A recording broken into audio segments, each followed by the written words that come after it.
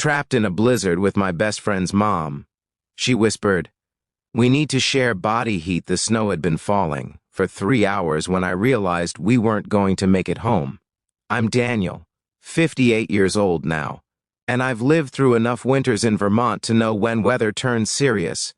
But that February afternoon, I underestimated how quickly the storm would move in. Margaret and I had driven up to Burlington to pick up some furniture she'd found at an estate sale. Margaret Henderson, she was my best friend Tom's mother, 72 years old, still sharp as a tack.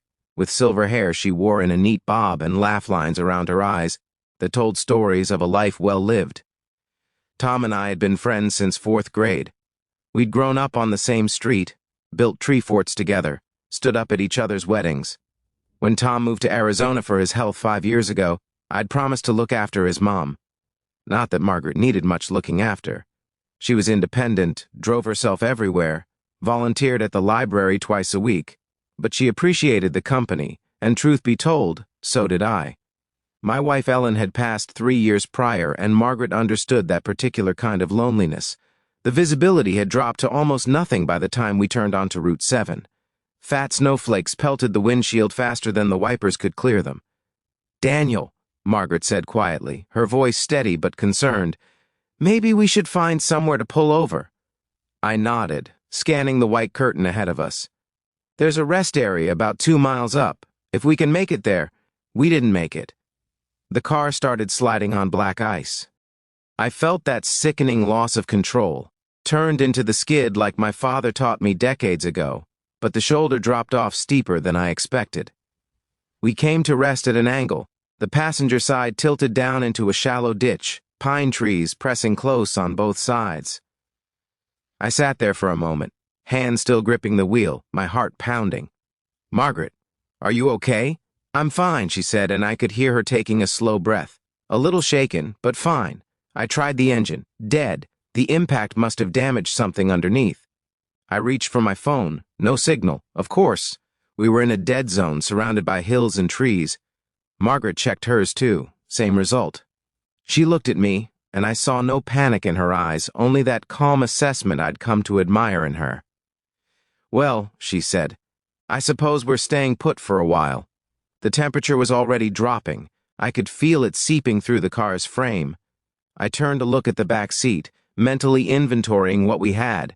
The furniture was wrapped in moving blankets. There was my winter coat, Margaret's heavier jacket, a couple of bottles of water, my emergency kit with flares, a flashlight, some granola bars.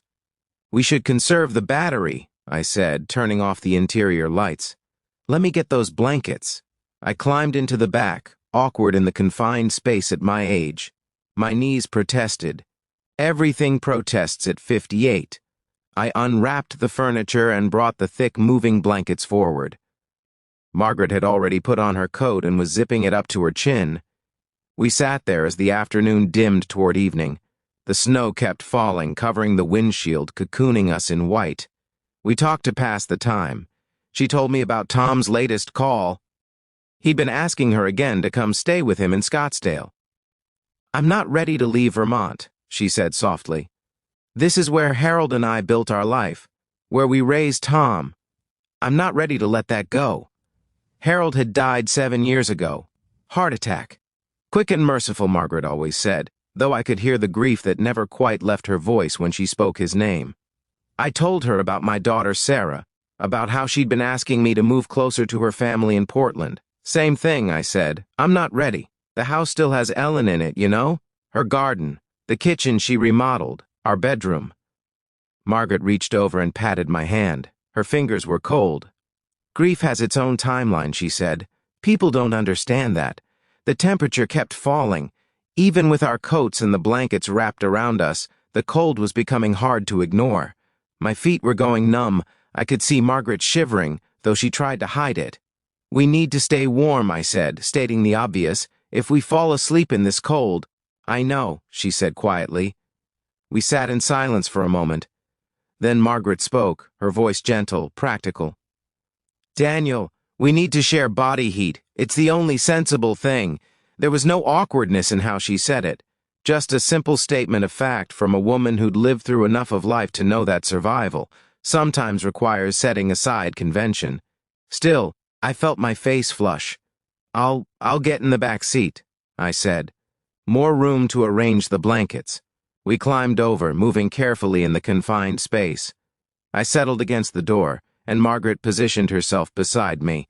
We wrapped the moving blankets around us, layering them like a cocoon. Then she leaned against me, her back to my chest, and I put my arms around her, holding her as the wind howled outside. It was strange at first, intimate in a way I hadn't experienced since Ellen, but also necessary, human. We weren't anything improper. We were two people trying to survive a winter storm. Margaret was small in my arms, more fragile than I'd realized. I could feel her breathing, feel the occasional shiver that ran through her. I held her a little tighter, trying to share whatever warmth I could. "Thank you," she whispered. "For what?" "For being here. For looking after me the way you have these past years.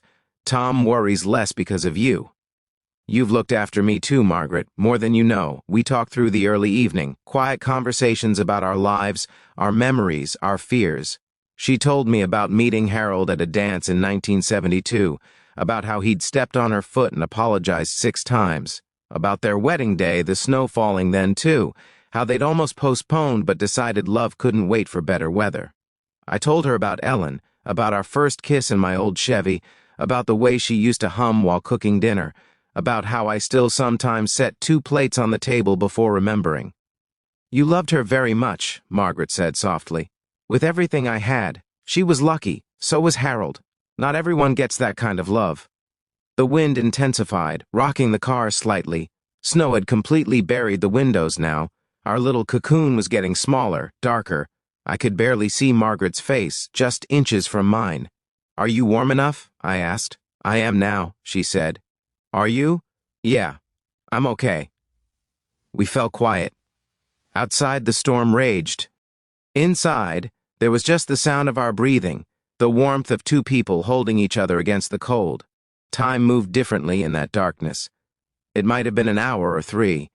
Margaret's breathing had become slower, steadier, and I thought she might be dozing. I was afraid to sleep myself, afraid of hypothermia, but the warmth between us was real, and eventually my eyes grew heavy. I woke to the sound of voices, shouting, lights flashing through the snow-covered windows. "Hey, anybody in there?" I shifted, stiff and sore, careful not to jostle Margaret too quickly. "We're here," I called out. "We're okay." The rescue crew was a volunteer fire department from the next town over. They'd been checking the highway, looking for stranded vehicles. 2 young men in heavy coats helped us out of the car, into the blinding white of morning. The storm had passed. The world was crystalline and bright. They drove us to town, to a small clinic where a kind doctor checked us over. "Mild hypothermia," she said, "but we'd done the right thing keeping each other warm. We were going to be fine." Tom called later that day, frantic with worry. Margaret assured him we were safe, told him the whole story in her calm, matter-of-fact way. When she handed me the phone, Tom's voice was thick with emotion. "Thank you for taking care of her, Danny. She took care of me too, Tom. That's how these things work. The town put us up in a small bed and breakfast while they towed the car and made repairs. Margaret and I had dinner together that evening in the inn's dining room, warm and safe, candles flickering on the table. Quite an adventure," she said, a small smile playing at her lips. "Not one I'd care to repeat," I admitted. "But I'm glad I wasn't alone out there." "Neither am I."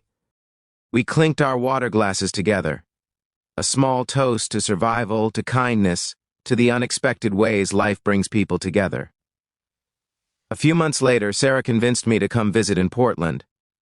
And when I got there, when I saw her family, her home, the way her kids ran to hug me, something in me loosened. Maybe I could start a new chapter.